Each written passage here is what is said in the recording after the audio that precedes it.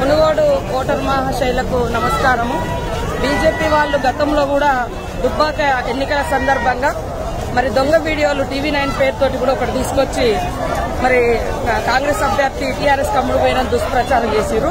ఇప్పుడు కూడా ఒక మహిళ స్రవంతి గారు ఎంతో కష్టపడి ప్రజల యొక్క కష్టాలను తీర్చడం కోసం ఈసారి మరి కాంగ్రెస్ అభ్యర్థిగా వస్తే ఆమె గెలుస్తుందనేటువంటి కుట్రతోటి బీజేపీ నాయకులే మరి ఒక ఛానల్ను సృష్టించి దొంగ ఛానల్ పేరుతోటి టీఆర్ఎస్ కమ్ముడు పోయిందని దుష్ప్రచారం చేస్తారు.